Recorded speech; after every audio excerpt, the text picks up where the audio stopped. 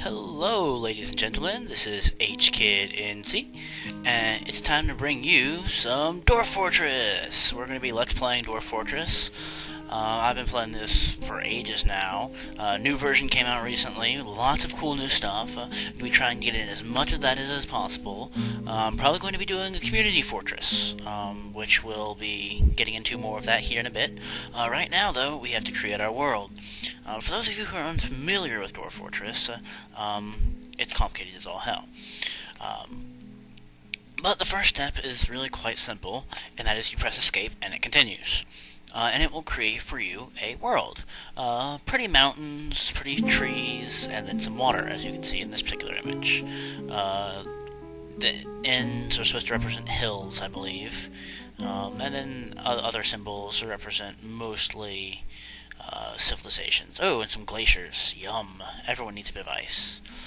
What this game's doing right now is it is creating all of their terrain, which is already done, and now it's going through and building us a history. You can see that we're currently in the Age of Myth, which is taking place in year 20, whatever, 322.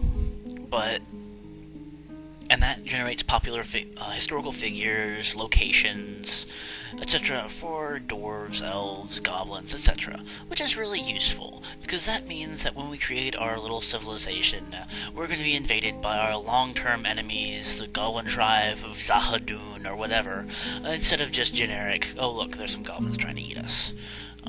Or what have you, trading with elves that have existed for millennia. It doesn't really matter what ends up happening, but it's all going to be pulled from that data, which is really, really cool. And we can go through those legends at a later date and just see what's going on with our fortress and how that's affecting our gameplay. Ooh, volcano. You can tell by the little red carrot there. I'll probably be building somewhere near there. I'm not really sure yet what kind of fortress I want to build. But the nice thing about volcanoes is the abundance of magma. And we all like magma. Magma is good. So yeah, those of you who don't know about Dwarf Fortress, it is an ASCII-based game, where all of this data is generated, as you can see, which is kind of like The Sims. You have all these dwarves, and you can control them more or less however you'd like. They all have their own personality and whatnot, but you give them jobs. Oh look, we've stopped generating a world. So this is our world. We're going to be going here. We can move around it a bit and see just what everything is. Lots of glacier down there. We're probably not going to be anywhere near that. And then some islands. And then some mountain ranges. That's interesting. We'll look at this more in depth later. But anyway, you can give these dwarves jobs and do basically whatever you'd like with them. You can build elaborate death traps to kill cats, or to kill goblins, or you can build giant towering statues, or you can just build a nice little home for everyone to live in. Whichever. Whatever you want to do, you can do it, and it's kind of cool. There is no real winning objective. It's up for you, the player, to come up with a winning objective, which we'll probably end up doing. So now I'm going to hit the start playing button. I've already configured this how I like the game to play, so everything you might see might be a little bit different than how it would be if you installed the game. Another nice thing about it being an indie game is that it's very easily modded. The author, Tarn Adams, has left in lots of cool stuff, the ability to add in graphics packs and whatnot to get away from the ASCII art that we have. We have three options here. Our adventurer mode for going on an adventure as a single person, and our legends mode to see what all's in our world. But we're going to go into Dwarf Fortress mode, and play the game in the fun way. And now we get to choose where we're going to place our fortress. We have the entire map to choose from, which is really nice. The three screens, the far right one is the world map. It's a broad overview, and then the region is just kind of zoomed in to that thing, and then the local is actually what the map looks like. So as you can see, we have a lot of glaciers down there. Like, a lot of glaciers. Like, look at all these glaciers. Oh god. We are not going anywhere near those. If I recall correctly, we saw a volcano around here somewhere. And we're going to look for that, because I like volcanoes. Volcanoes are lots of fun. Well, I can't see it. So, what we're going to do instead is we're going to...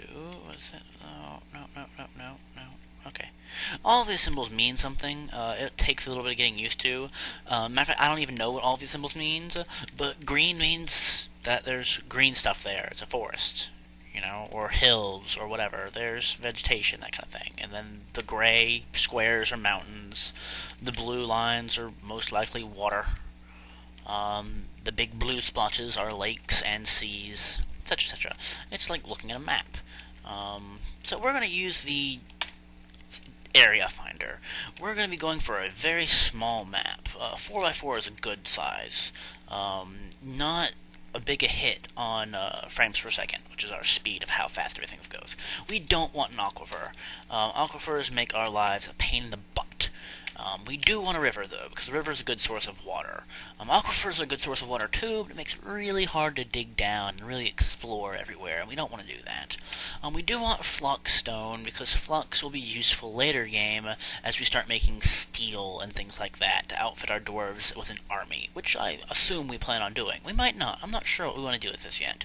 We'll see about that later. We're going to do our search now. We're going to hit enter, and it's going to look for a place with those criteria. Well, I don't really care much about everything else. We could go for an evil place, but don't really need that much evil. We might get one anyway. But it's done a search. It's found someone, it looks like. So we have to wait for it to search the entire place even after it's found something, which is kind of a pain in the butt. But you gotta do what you gotta do. So anyway, while we're waiting, back to what Dwarf Fortress is about, which is whatever you want it to be about. There's a lot of professions you can choose from, and a lot of them you end up having to do anyway just to get your fortress up and running happily. You have to make their clothes, you have to make their food, etc., etc. I mean, you have to always brew more beer. You always need more beer. You can never have enough. Because dwarves don't eat anything else. Oh, look, we even have sand on this map. That's excellent. Sand is necessary for making glass, as you might expect. And we can make glass, too, which is awesome. So, this is a good site. We're going to embark here. So I'm going to hit E for embark. Are you sure you want to do this? Yes, I'm sure. I'm positive. Let's prepare for our journey very carefully.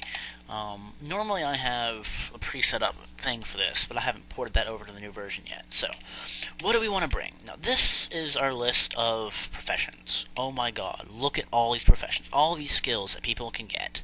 Now, some of them are not as useful. For instance, crutch walking. Yeah, I don't really need to train in being a crutch walker. But those are the kind of things that dwarves need to know. So, what's important for our fortress? We want a miner.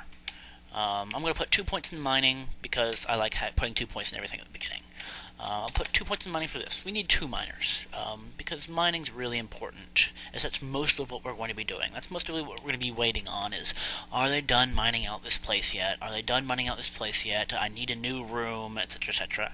Because you don't build shit out of wood or stone. No, fuck that. We're dwarves. We carve it out of the living rock itself.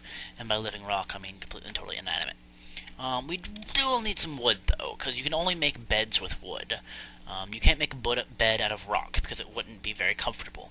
So we do need a woodcutter to make that, and a carpenter as well. Now, our woodcutter, once we get enough wood for that, is not going to be that useful, so we're going to give him some other skills. Specifically, we're going to give him organizational skills.